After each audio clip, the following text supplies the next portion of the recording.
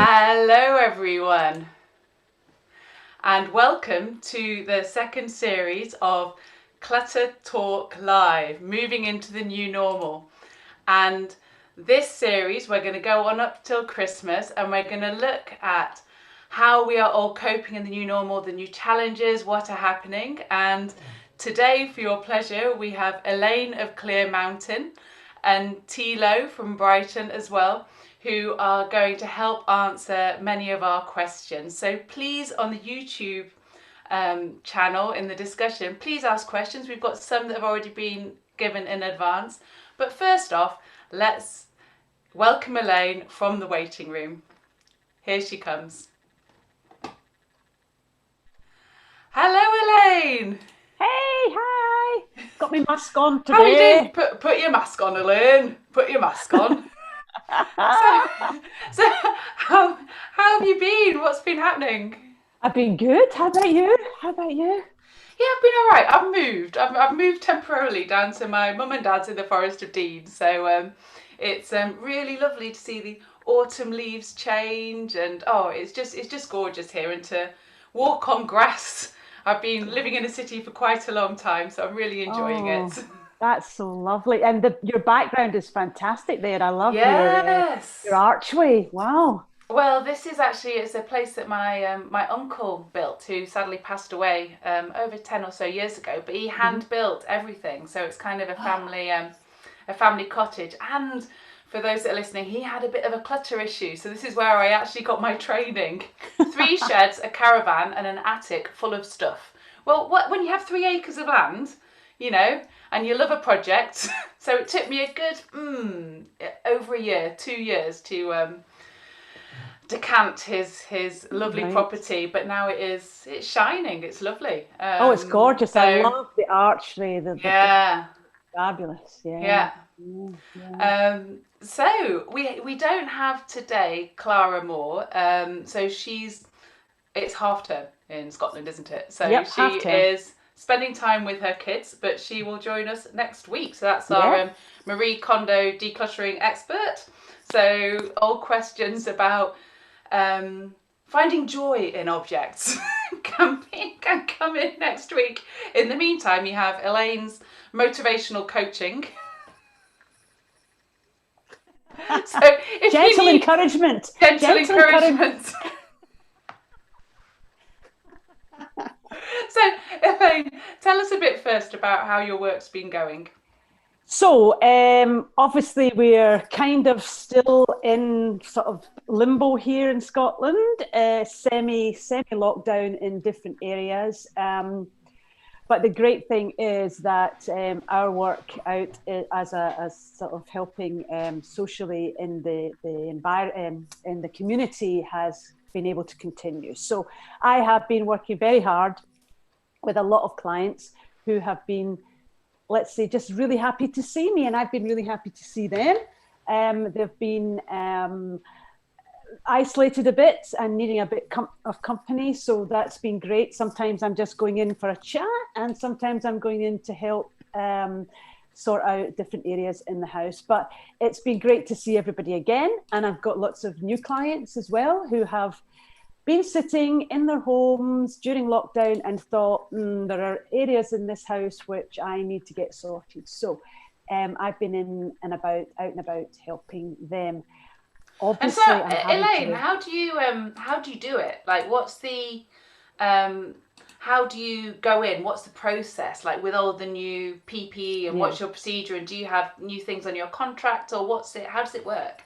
Yeah, so obviously we've had to rewrite our contracts to make sure that both we're covered and our clients are safe. So I have a section in my contract which is like a little, it's called a COVID waiver, and the client would read that, and it's basically just as agreeing that they believe they haven't been in contact with anybody with COVID, and not knowingly carrying anything. And the same with me. I am keeping myself safe. I'm not out and about in the community, in shopping centres, in bars, in restaurants, or anything like that. That's not for me anyway, but just to make sure that I'm keeping my clients safe. I'm also obviously trying to declutter in different rooms from the client, which helps with the meter or 2 meter distance. But if I have to be in the room with the client, then I am asking them to wear their masks. And of course, I'm going in full PPE, which might be a boiler suit with I love a boiler suit. a It's like mask. my favourite. It's like my favourite outfit, a boiler It's your suit. favourite outfit? Yeah, I love it's it. a bit hot, to be honest. Oh, I've true, had but you to, can get different thicknesses, Elaine. Yeah, You yeah, need a range. yeah. I've had to have a look at that. I found a nice one which is nice and light, and you just put it on, and that's quite good. But you know, I have a kind of uniform that I use to go into clients, and I've had to adapt that because I can't go in and all that. So, but yes, so I'm wearing a mask, obviously, and sometimes I'm wearing a visor because some of my clients are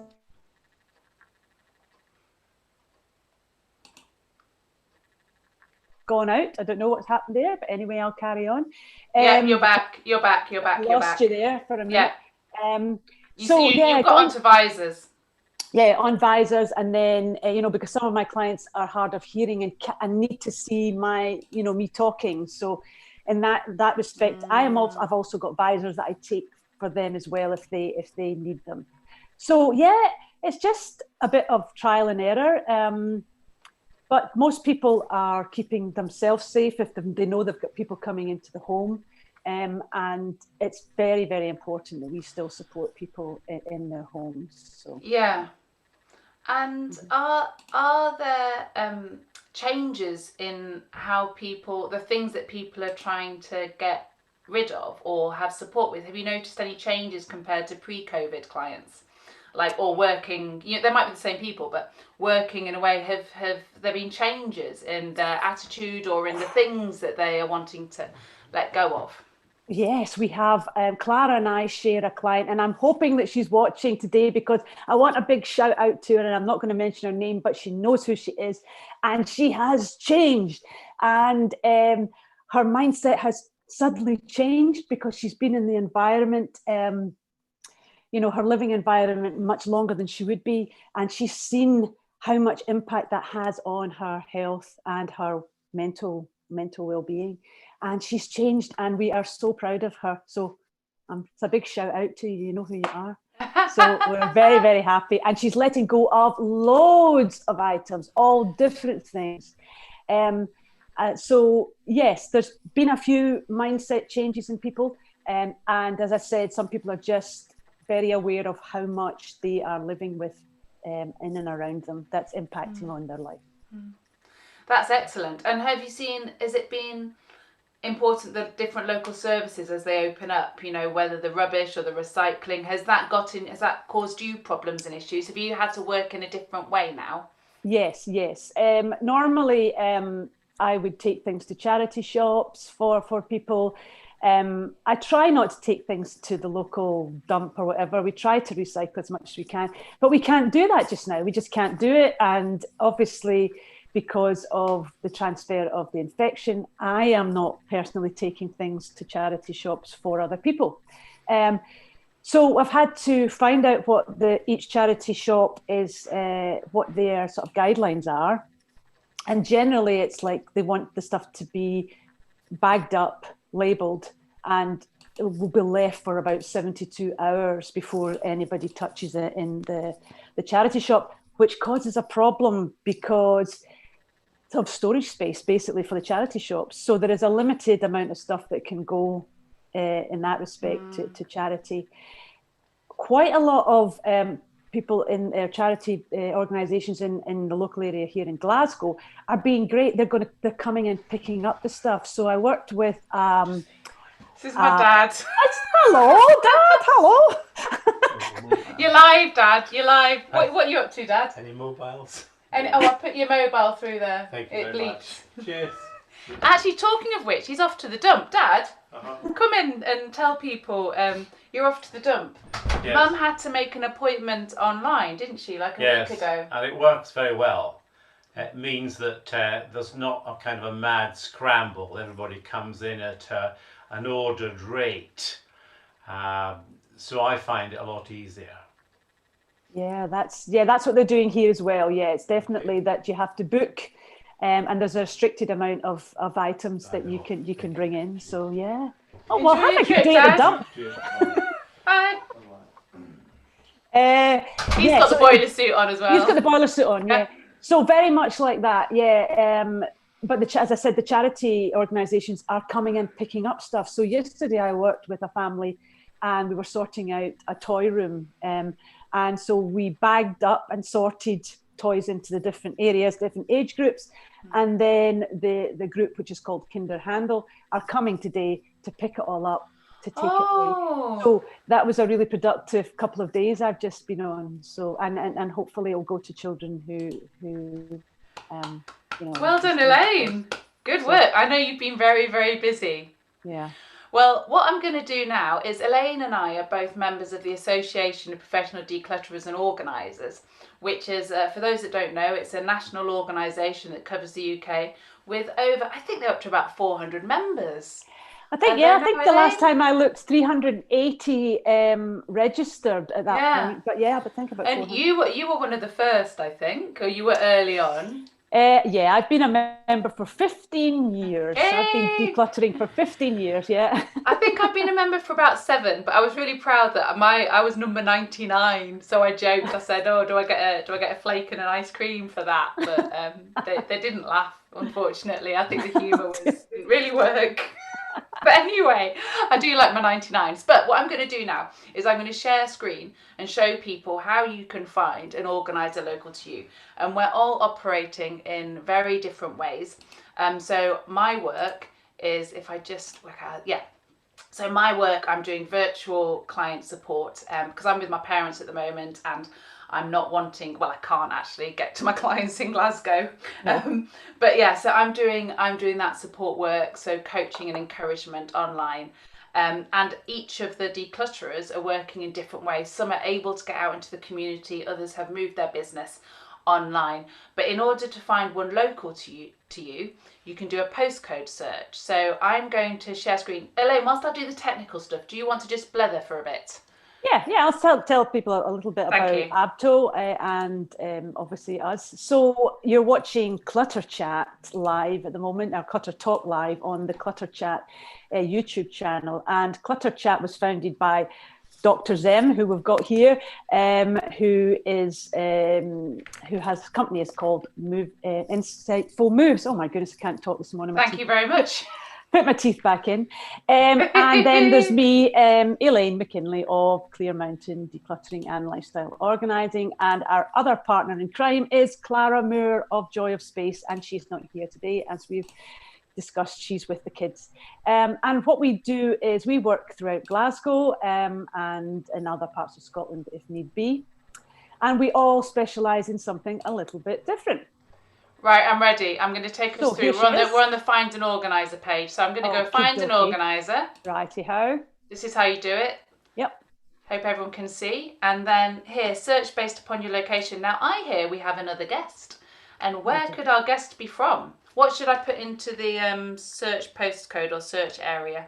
Search by postcode. What about Bristol? Bristol?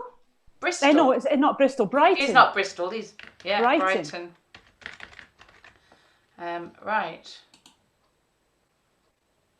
Let's see what comes up. Aha. Let's have a look. There he is. So you see on the Apto website as well, they have a COVID-19 disclaimer, I suppose, as well. So we now have Tilo Flache, and I pronounced his name wrong last time, and I've done it again. But here we go. We have the Cluttermeister. So I am going to welcome him, our Cluttermeister, Tilo, from the waiting room. And Elaine, you can just keep chatting whilst I work out technically how to do this. Okay, so Tilo is one of our Abto colleagues, and he's working down in and around, I think, the Brighton area, and he will specialise in something different, there he is, he's got his mask on. There he is. Hi, Tilo. Hi, I thought I'd join you with the mask thing, but I'll take it off since I'm on my own here. Hello, Tilo. Hi there. So Elaine was just introducing you. Elaine, keep going. Yeah, hi, this is Tilo, and Tilo again is one of our Apto colleagues working down in the south of England. And Tilo will be specialising in some different bits and pieces, which I'm sure he'll be able to tell us a little bit more about. But yes, as Zem said, there's about 380 Apto members, and we're all scattered throughout all of the UK. There's about, I think maybe about 25 of us here in Scotland, if anybody is looking for any help in Scotland. Yeah, so Tilo, we were just talking about how our work has changed.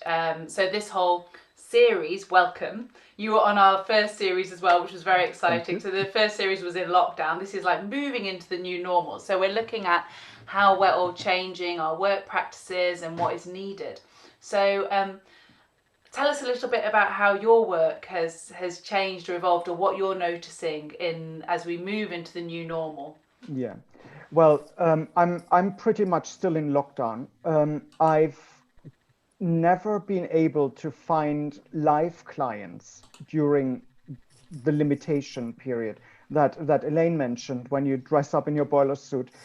Nobody was interested in that. I had a good number of inquiries, but people wanted to know things that we can do after the lockdown, when we can basically meet eye to eye.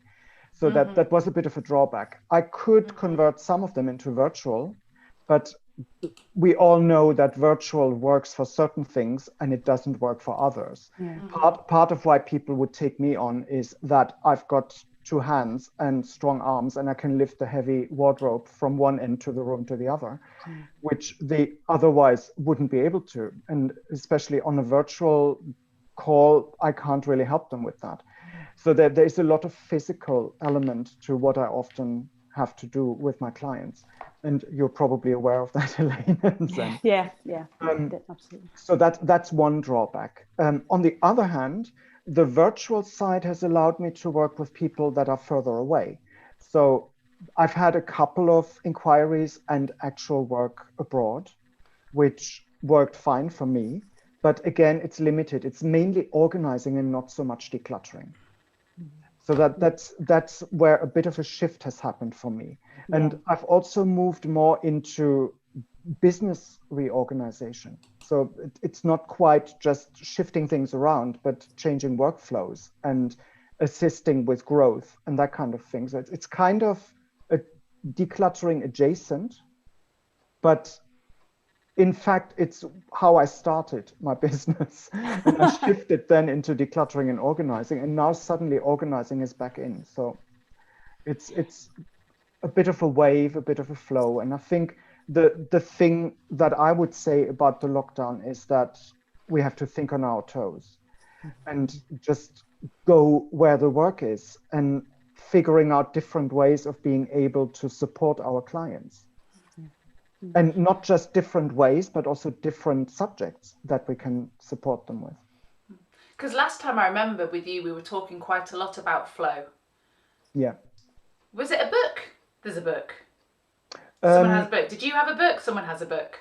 I have 2 books, but you have 2 books. Yeah, Yay! I've got 2 books. Yeah. That's right. But none about flow. What was it then? What have I conflated? Something. I think we talked about. We touched on flow. Did. What? Do you have your books to hand? What are they? I've got them across the room. We'll sorry. Bring them out. Yeah. We'll see them. When you guys are chatting back in, I'll stand up and get them. Because we spoke about definitely your international and European connections and how that worked, and different approaches in different European countries to stuff. And I have one particular question for you, Tilo, from Clara. Yeah. She would like to see how you store your broom. Okay.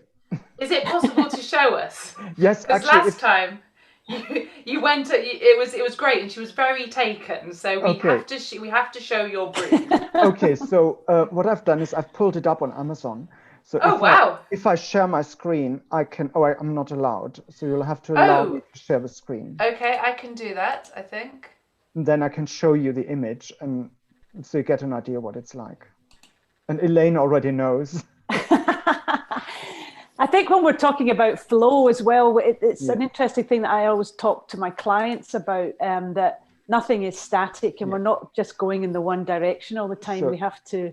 Oh gosh. There you go. So this is basically a little metal thing that's about 5 centimeters high. And it has those rubber rollers and a brake at the back. So this would be stuck to the wall. And then because of the pressure on the rollers, whatever broomstick you push into that opening just stays where it is. And you can have multiple of them. And there's different models. So you get models with multiple side by side and in combination with hooks and all kinds of things. So you can hang everything up so it doesn't tumble over in your utility cupboard, and you don't have to pull out everything in order to get to your broom.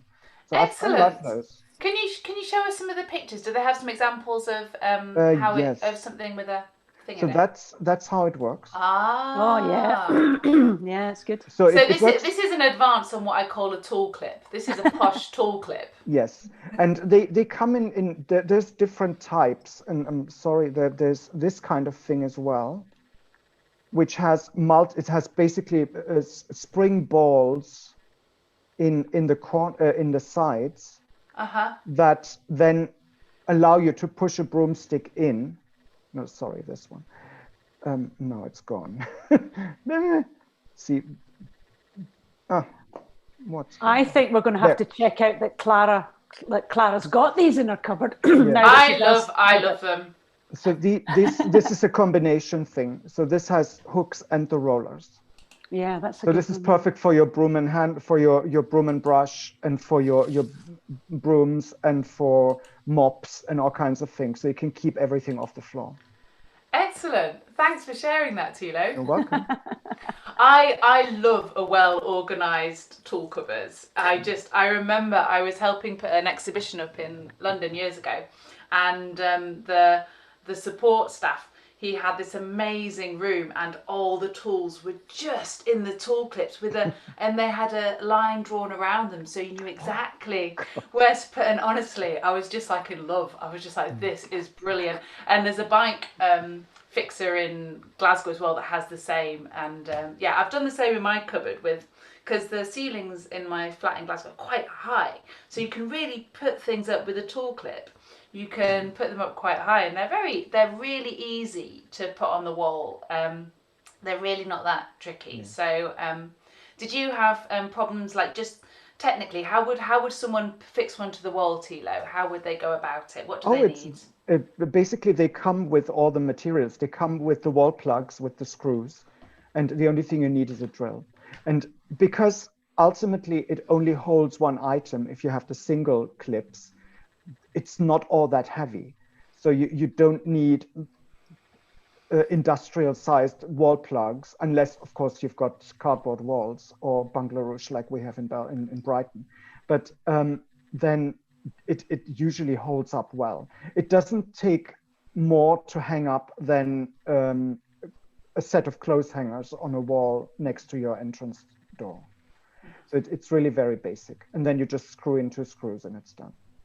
But I'm generally very fond of things off the floor, because it's easier to clean and it's easier to find and it's more organized. But also it's a bit of an OCD wet dream, isn't it?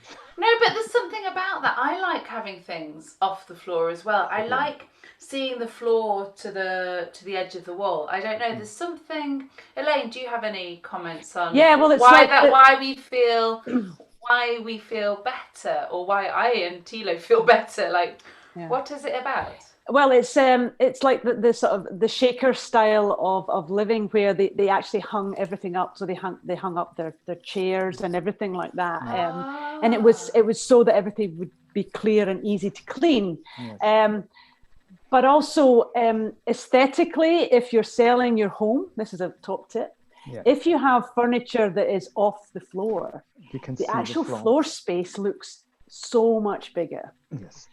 And it gives that illusion of space. It gives that illusion of width of the room. So these are top tips, if you are selling or you're thinking of buying new furniture for your home, and maybe it's a small room, then maybe something like that with legs that you can see under your sofa I mean, I know you have to clean it, but that's just the way it goes. But actually, these all, when the eye travels around the room, it picks up, subconsciously picks up on all that. So you actually feel as if you see the floor space right as you're just explaining, Zem, right to the walls. So it's a good technique to have if you're buying new furniture and you're wanting your room to look bigger, etc.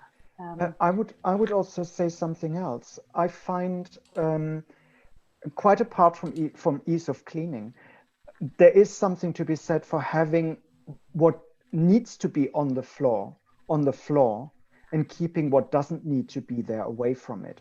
So I've got stuff sitting on my floor. I've got a rug. I've got a couple of cushions to sit on, that kind of thing. They belong on the floor, but there are things that don't, like piles of newspapers or game boxes or things that can be stored away, that I think there's a difference in necessity to be on the ground. Yeah.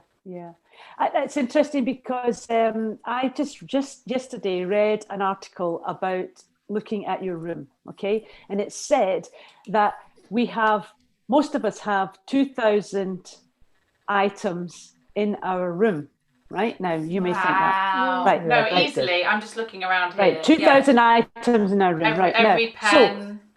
Exactly. Easily. So I looked at this room here that I'm in. So this is my home office it used to be the boys' I'm going to say media room, but I don't mean media room. I mean, it's got a television on the wall. But this is where the boys brought their friends. But I shared it. The other half, the top half here, was my office. So I thought, right, okay, I do not think there are 2,000 things in this room. So yesterday, I counted everything in this room. Oh, did you? I've always wanted to do that. That's amazing. Everything in this room. Now, remember that I have a unit here which has got all my filing and all that in. So we're talking about everything that's in this area, okay? And I have 1,733 things in this room. Is that including like each file or every bit of paper or? Every bit of paper, all the pens, everything on the walls, everything. 1,733 things in this room. Golly gosh. But you possibly wouldn't think that because it's fairly sparse. No, that's amazing. But that's the good thing about highlighting that, is that effective storage can help you to make your room look bigger, because basically most of the stuff is in this IKEA storage unit here. It has files, but it also has four sets of boxes in the middle. But 1,733 things are in this room. Plus you. 1,734. Yeah. So there you go. I mean, it just shows you. So, I was thinking, what, 2,000 things in a room? No, that's I agree. I have to say, I'm an expert at making space. Like I don't necessarily need to remove objects. One doesn't need to remove objects, but one just needs to put them in a different place and to order them, and you can create space. And I think that's a really good lesson to take into the new normal, is that if you're unable to, you're just feeling really cramped in your space and you're unable to take things out, actually you can create space by putting by organizing, by putting things in boxes, and you can create the impression of space, and you can actually create space. So things like taking things off the ground, putting things in like homes, in boxes, up on shelves. So actually this takes us on to one of the topics that we wanted to discuss today. So we've had a couple of questions through, and just, there we go. I'm still playing with that. Okay, so we've had a couple of questions through. One from a friend in Glasgow that would like to know how to organise her shoes, if we have any top tips for organising shoes. And the second one is actually a really good news story about a previous sort of client of mine that was really struggling in the place she was, and was able to move house during lockdown, which I think is amazing, and is really loving her new place, but has a load of photographs. So, and how she can do that. So I was wondering if either Elaine or Tilo, you could start by ideas on shoes. So what storage solutions do we have for shoes? Well, first of all, what I would say is to do with shoes is to get all your shoes out and have a look at the ones that you really want to keep, which is the first thing. Because although we have a lot of shoes and we think we need to store a lot of shoes, quite a lot of the time we go through our shoes and then go, oh, that one's got, it's a bit scuffed and I don't want it anymore. Maybe I could donate that one, or I don't use them, or that one hurts. Just like Clara says, really about when you're touching the things or you're wearing things that you don't really want, the Marie Kondo idea of things. So going through the shoes and finding the ones you want to keep. And then, okay, but Elaine, what do you do like in this time? So you've decided the ones that you want to keep. What do you do with the ones that you don't want to keep? Well, the ones you don't want to keep and they're able to be donated, I would be donating them on, because there's always somebody else who might want, a pair of shoes that you don't want. So what sort of is, let's get into the sort of the detail. So what sort of standard of shoe would you be comfortable giving to a charity shop? Like what? Well, I wouldn't be giving anything that's bashed, battered, severely scuffed, or has the soles virtually gone or the heels virtually gone. Tilo, what do you think? Tilo's got an interjection. Go to you. Charity shops, my approach to anything that goes to charity shops is to make an appointment with a charity shop, which is the thing here. Otherwise you can't drop anything. And then let them decide what they want. Good idea. Because what I think is beyond repair might be somebody else's treasure. So I decide to some degree, obviously, if something is completely in tatters and you can't fix it, and the leather has gone and there's holes in it, you wouldn't give it to a charity shop. But I think the moment you still have shoes in your home that you consider wearing, I would say they're good enough for a charity shop for them to decide if they're good enough. Good idea. Okay, so you say if you're still happy to wear them, but you just have passed on. Also, if I wouldn't assume what the charity shop wants. Yeah, I think that's what in my best practice, that's what I do, and particularly now in COVID. So I will phone them up and say, what do you take? Because charity shops have actually changed what they take now. Yeah. And I just have a chat. And actually, it's like Tilo said, we need to react on the day. So you can't, old information is pretty much redundant now in the new normal. You need to phone and find out what is relevant. And to some charity shops, it's not even what's relevant this week, it's what is relevant today. So they might not have enough staff to take in. So I give them a phone and I say, and some charity shops have a lot of organizational capacity, and they say, just give us everything. I've had charities give us everything and we will sort it. What I tend to do was like with clothes that I think are beyond, I'll put them in a rag bag and I'll label it rags, and I'll give the charity a heads up. But many charity shops have a rag collection, and now the fibres will be recycled. So I think we've just got to, you can't really assume, you've just got to kind of give them a call. Find out your local charity shop. So back to Elaine and shoe storage. So you find out. So hopefully the charity shops will take, and that's just a matter of planning and patience. So you might have to. So one of my clients had to book an appointment 2 weeks in advance. So you just need to get ready, decide, put them in a bag, label them. And get ready to go. And some charity shops, like you said, Elaine, will pick up. So if you can't leave the house, then charity shops will pick up. Right, so you've decided the shoes that you want to keep, Elaine. What's the next? Well, what I say to clients when I go in is that there's sort of a few categories of shoes. So, for example, for myself, I've got shoes that I would wear with outfits for going out, but not every day. So what I do with them is I store them in under bed storage. So the flatter boxes that have got a lid that you can pop them in. Now you can either, depend on what type of bed you've got, but some people have got ottomans, which you can, put it inside. Some people it's underneath. I'm not a great one for storing too much underneath your bed because I believe the airflow is very important. But something like that where I'm not using them all the time. Yeah. So plastic under bed storage, possibly. Or also there's sort of flexible under bed storage, which, might be a bit easier. There's another great thing which you can buy on one of the selling platforms, Amazon or whatever it is, and it's kind of it's shaped kind of like that, right? And it's a plastic thing, and you put one shoe there and one shoe underneath. So basically, it's only taking up the space of one shoe. Does it have a name, Elaine? Because I could try and do a quick search for it.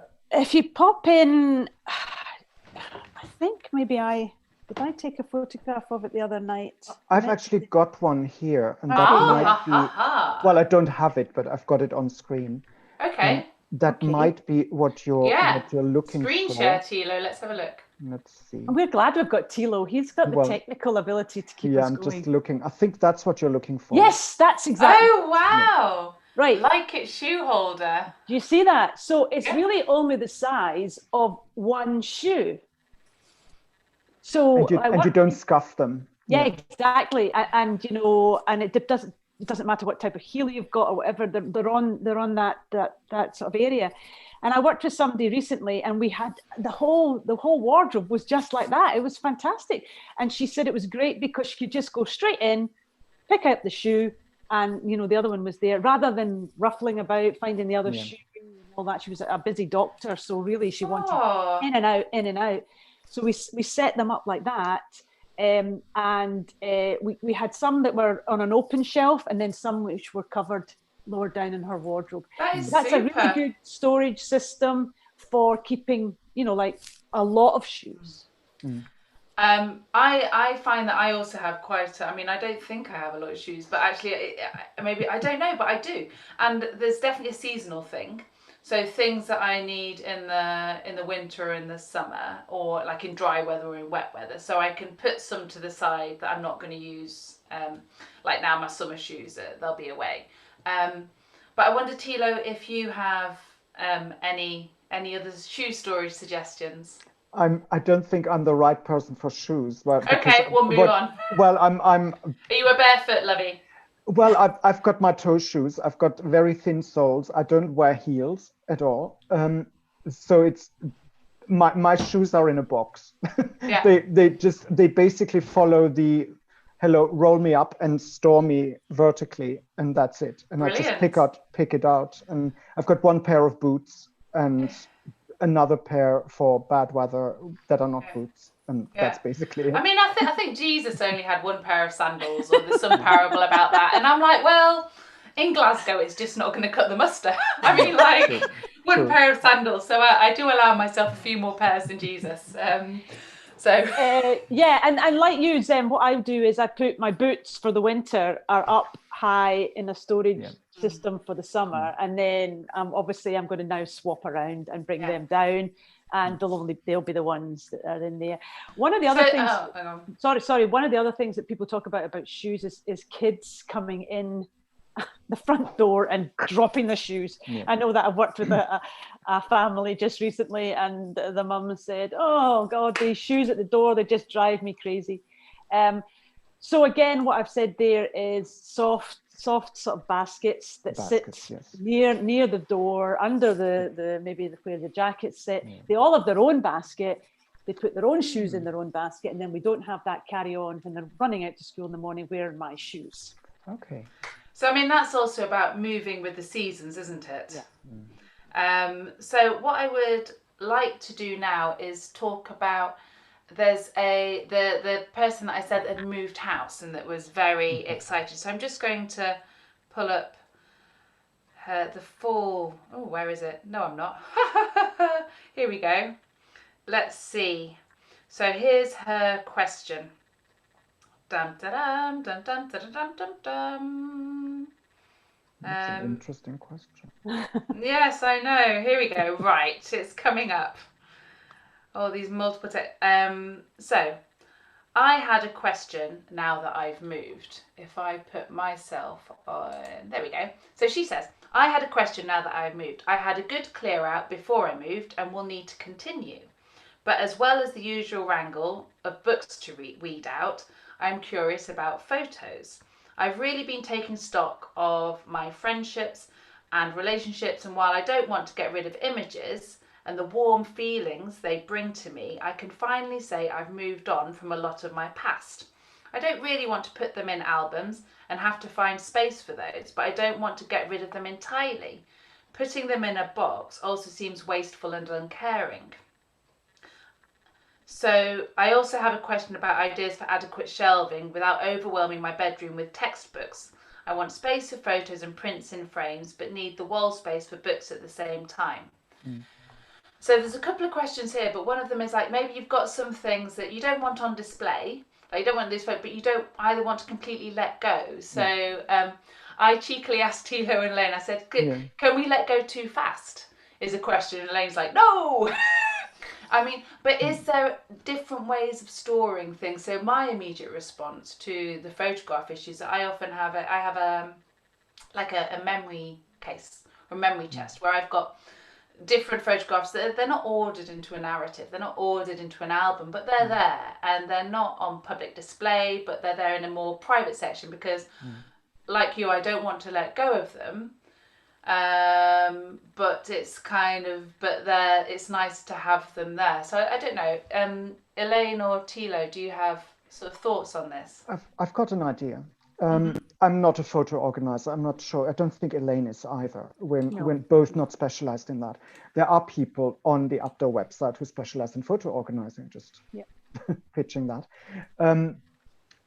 I've seen, well, as long as we're not talking a whole container full of photo memorabilia, I've come across a friend of mine who found a really interesting solution to that. He has an awful lot of old photographs, and he likes to display them. So at some point, he realized he's running out of space. What he did was to have a dedicated number of photo frames and cycle photos. So he has his box with the photos. He takes out a certain number of photos and at given intervals, and I've advised him to do that whenever he feels like he doesn't see the photos anymore, really see them when he doesn't take them in. And then just go into his memory box and pick out a new set of photos that he's going to display. And at that point, also decide if he comes across photos that he's not really too keen on or that he hasn't looked at in a long time and they don't tickle his fancy, put them out and take them away, to simmer it down very slowly. An alternative to that would be digitizing the photos and then putting on a digital photo frame or multiple of them. So they cycle and you get to see different ones on a regular basis. But that's more cycling, and it's a gentle way of decluttering the photos without going in and saying, okay, now I've got 5,000, I have to declutter 200. That's a bit silly. But if it's a gradual, more organic way of sifting through your photos and realizing, okay, and I've advised him as well, when he takes out the photos from the frames, to put them in the back of his pile. And when he goes through them, whatever doesn't speak to him, no, put them in front, sorry. And whenever he sees one that doesn't speak to him, put it in the back. So gradually, he's going to sort them into 3 areas with a lot of gray in the middle. But the front ones are his most prized ones. The back ones are the ones that really are just there. And the middle ones are somewhere in between. I really like that idea. I think to me it touches on this idea of changing and seasonality, and also if we think of our emotions as well as seasonal as well. So your emotions towards these photos may change. They probably will, because emotions change. It's all about emotion. It's about change. And the idea is that you give it a chance and then just have it and then just sort of cycle it. And if it's really not comfortable for you. But I think I also like the idea that what you're prioritizing is your space. So you're saying, I'm going to have 7 frames or 1 frame or whatever it is that looks good on the shelf. And then the rest I'm going to have a nice box. So I think the other thing is, if you are needing to store them in a box, store them in a nice box so that they're nicely stored.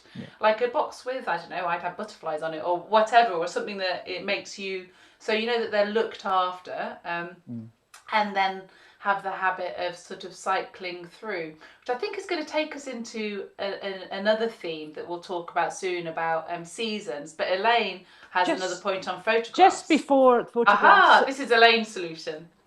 This is my solution. And I felt, that like your friend client, that we had lots of photographs and we were just not looking at them, and they were just stored in different places. And I made a conscious decision to every month to make up a photo book. Okay, so here is about 1,000 photographs, and that's the size of them. Okay, and what I do is, these are from a company you can get online. It's called Photo Books, but there are many different ones. And it's $5.99 for 25 pages on these books, right? But what I do is, every time we're out and about, I take photographs, and what I was finding was my phone was full of photographs, plus we had obviously the physical ones. And I decided, no, every month I'm going to make up 25 pages of photographs. So this is it. So this is our life for the last few years. And you can put more than one photograph on the page. So, you can have, I don't know, a big page. I don't know, there's like a big page, and then other pages have got a couple of things. So that is an easy way. These are for on your coffee table. So that's like 1,000 photographs there. The great thing about it is that people come into the house and pick it up and start looking at it. So I feel good that people are actually, looking at the photographs and enjoying them as much as we have had in taking them. Yeah, and I think that's a great idea for digital photographs. And for the physical photographs, another thing that I've done is, so I did a study, a PhD way back when, and I had loads of books like my dad has. And I realised I didn't want to keep all the books. So I took photographs of the spines, and I kept the photographs. And then around my PhD certificate, I made a frame and stuck on the photographs of the book spines and of my ceremony, my graduation ceremony. So I've got the people in it and I've got the books, because I'm like, some of those books took me 6 weeks to read. I am not going to read them again, but I'm very proud that I read them at one point, but I'm more than happy for someone else to read them, or for them to be pulped into trees, into like new paper or whatever. But for me, it was important to remember that I'd put in the work. But now it's a frame. My library became a frame. So that I've always been into photo montages. So I'll make, and with making a montage, you can play with distance as well, of how present or in the front you want a particular person or a particular event. So you can actually play in montage too. So for those creatives amongst you, who might enjoy that, and that's also a nice way to kind of get to know your photographs again and to think about them. And another thing I did, because I had a lot of photos, was put them all out on the table and take one photo of about, I don't know, a couple of dozen photos. So I have one photo, but in it there's little, as long as my eyes are good, I can see all the little photos. So I reduced the size. So because for me the priority was space. So those are some ideas. We have another question from the YouTube channel from Jocelyn. And Jocelyn says that when things started to open, she got into volunteering and did a lot of outdoor stuff and like getting really engaged, because that was really important to be socially active. And now she realises that she needs to get back down to decluttering. So what could be some top tips about how to kind of get that discipline back in? And I always remember, and I harp on about it more and more, is if you add a habit onto a habit. So whilst you're making a cup of tea, just have a look around the kitchen surface or whatever and see what you can do bit by bit. And don't think of it as a massive mountain to climb. Just think of it as something that you can just gradually whittle away at. But Elaine, do you have any other sort of top tips for how you can start that motivation again, or how you can start getting to grips with your home environment again, particularly as the nights draw in? Yeah, I think so. The setting up a morning and evening routine is really the best thing that I could suggest, and that the 5-minute declutter Added on to habit is one of my techniques that I use with clients all the time. So I think it is just, setting yourself find a little routine that's good for you. I mean, we're not saying one thing's any better than other, but just find a little routine that's good for you. But keep it going, try and keep it going, see how it's going after a few weeks, and then gradually, make it a bit longer. Maybe the 5 minute turns into 10 minutes, but what the main thing is that it's a routine. And I think that's the way to go, like the routine. And you did a fantastic little video the other day about brushing your teeth, and the routine is that everybody brushes their teeth in the morning. So that's routine. Mindfulness for me is routine. Every morning I do mindfulness. I clear my mind because I can't start the day without, having that clear space to really progress and take to my clients. Routine is key. I just did a little interview with ITV Borders, and it's just been shown on the television last week. Can we see it? Can we see it again? Is it?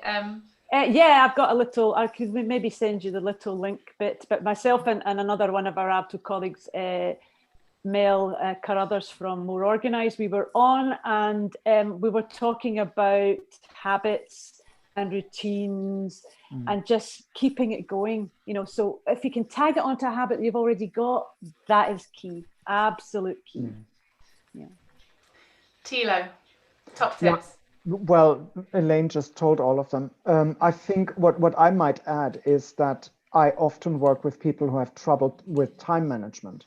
And I often advise them to and I work with time blocks very often, the classic system, the Pomodoro technique or something similar. Explain that a little bit more, Tilo, because I don't know much about it, and I think Pomodoro is very simple. What you do is very similar to what Elaine said, cut it down to smaller bits rather than having a work day where you have 25 tasks and it's all very wobbly and not quite clear. You would set some time, a given time frame, let's say 25 minutes, where you would tackle a particular task, and then you give yourself 5 minutes break or 10 minutes break. It's all very personal. Some people work with 2 hour slots and half an hour break, or they do 4 hours and then they go sports for 2 hours. So you basically cut it down to a length of time that is ideal for you. And then you always have a break afterwards. And that break could be a coffee break, or it could be any other kind of break. And yeah, you found the Wikipedia one. Yeah. So that's really advisable to read. It's this timer, isn't it? And this has worked really well for some of my members of Clutter Chat.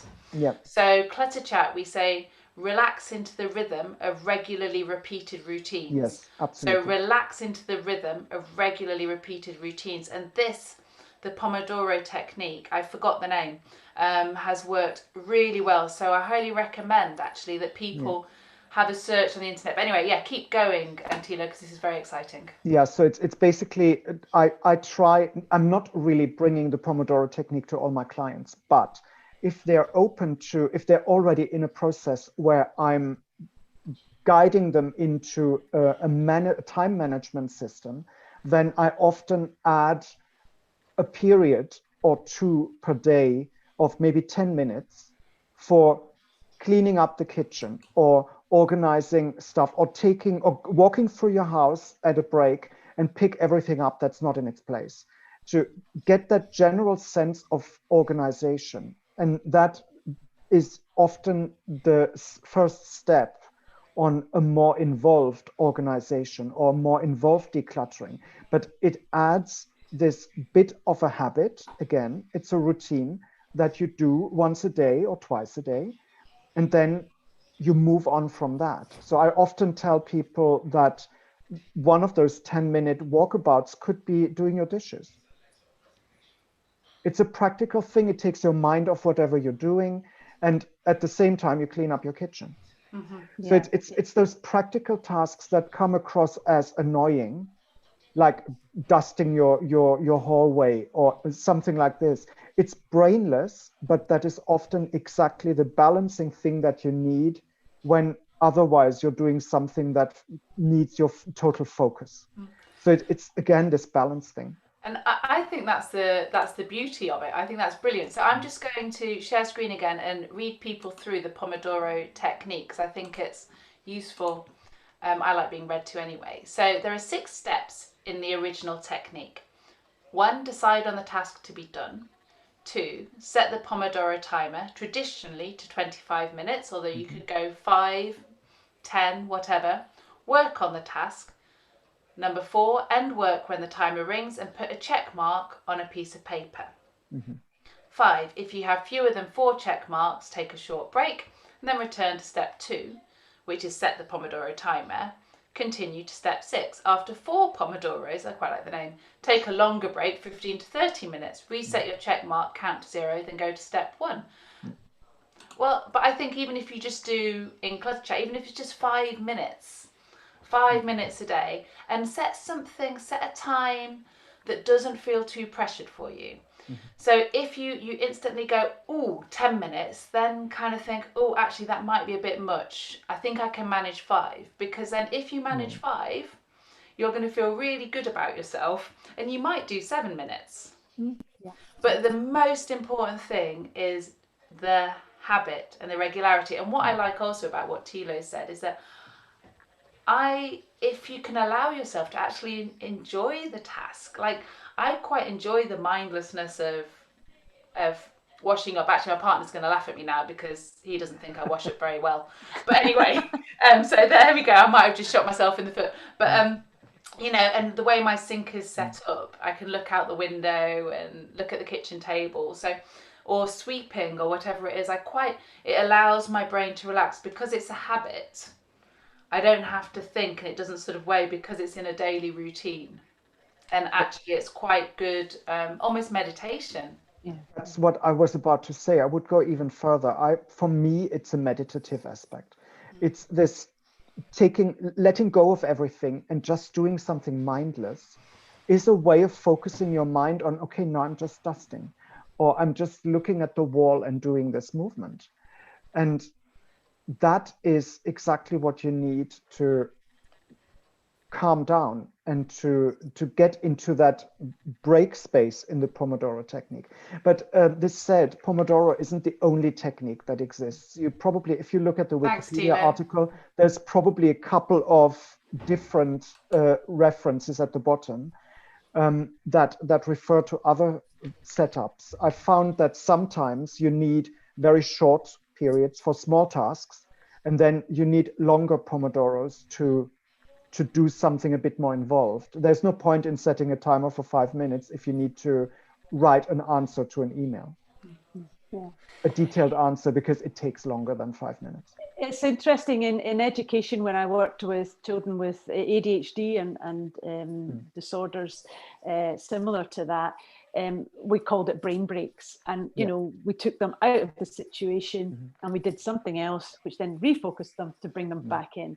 And I think this is highly important just now when we're working from home and people are sitting in the same position for a start, for a long period of time, and also the same environment for a long period of time. It's very important that we do things in short bursts to recharge ourselves, to recharge our brain. So like, interesting, my husband was working really quite flat out at the beginning, you know, of lockdown. But now he said, you know, I'm absolutely taking the lunchtime break. I'm going for my big long walk and I'm coming back, I'm recharging and then doing productive because he's work. moved home. He's no longer got the support, the structural support of going to work and that routine that was put in place for him. Exactly. So, you know, these are all things that can come in to help for decluttering the mind, or setting, as we're saying, routines. You know, nobody wants a strict, you know, like military regime, but routine can help you go through life, you know, without an excess amount of anxiety. If you just have a little bit of structure.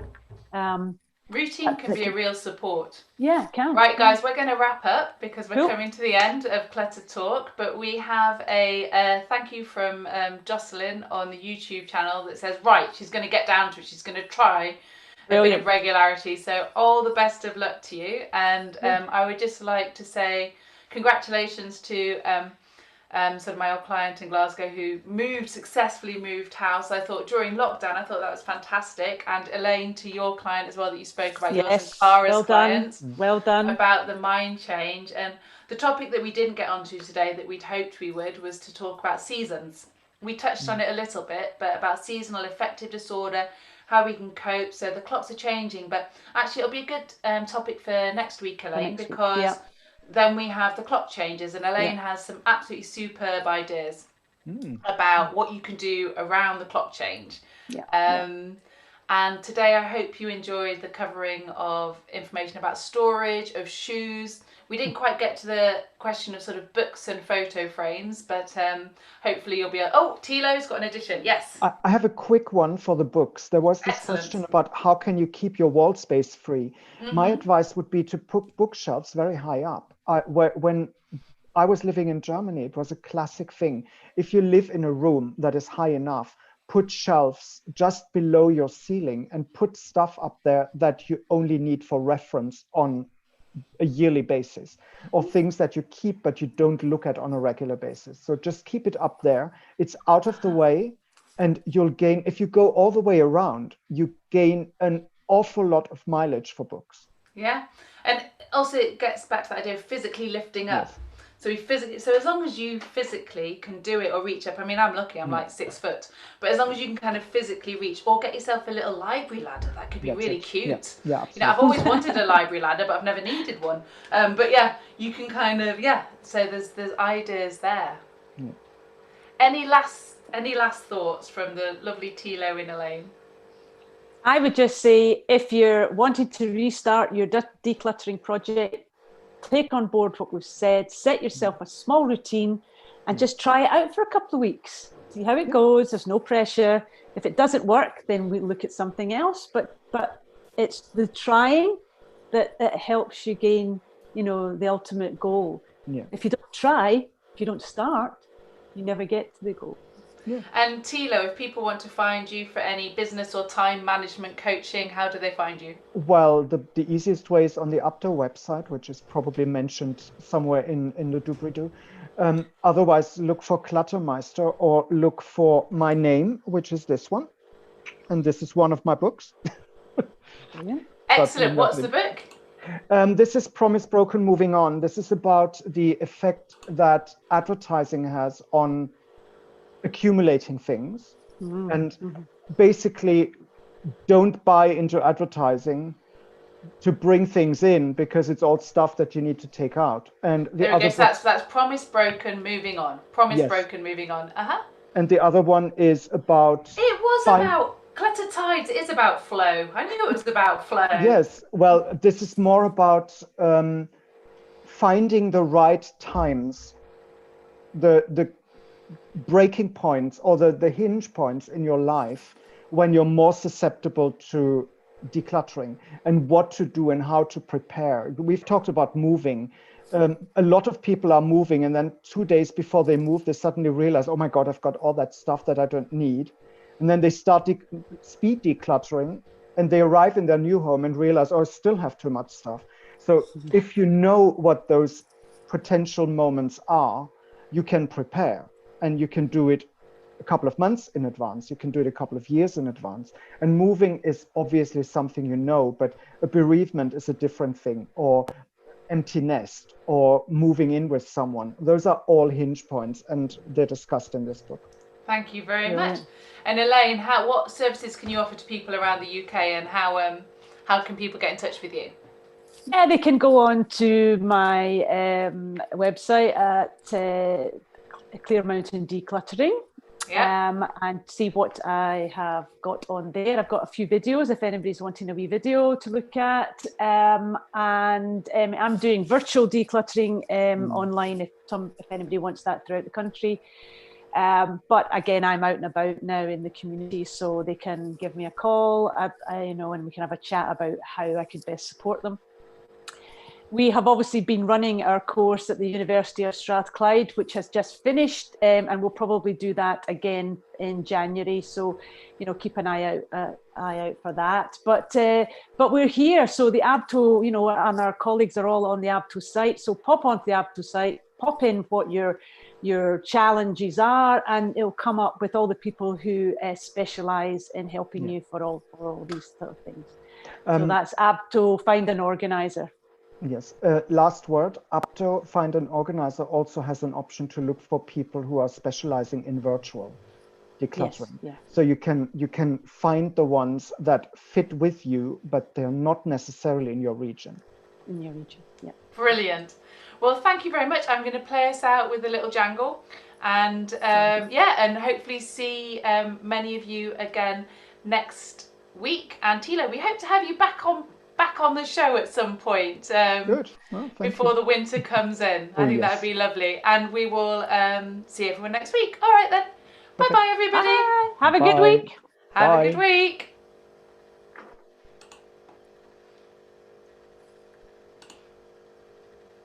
Mm-hmm.